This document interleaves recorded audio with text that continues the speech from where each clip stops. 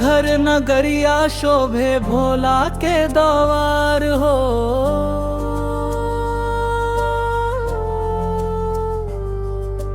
कांवरिया बोले बम बम, गूंजे जयकार हो।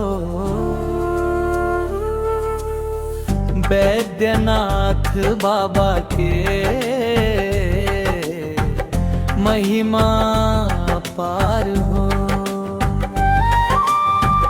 चलाए सजनवा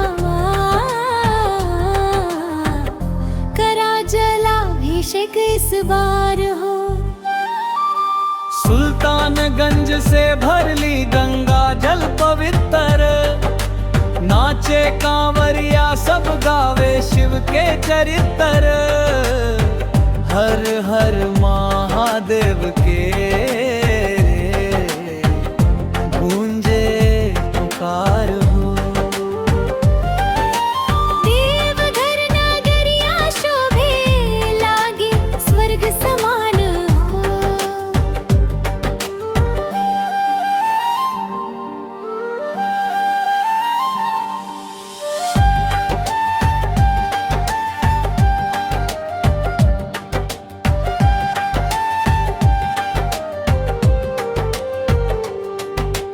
बेलपत्र धतुरा लेके पहुँचल भक्त हजार। भोला बाबा पूरा करेलन सबके मन के विचार। सावन के महीना बड़ा सुखदाई हो। बाबा के कृपा से भर जाला जिंदगी में उजियार हो। दीपक मिश्रा कहे गाय शिव के गुणगान। भोला बाबा राखी है सब भक्तन के मान। बोल बम के नारा गूंजे चारों ओर हो।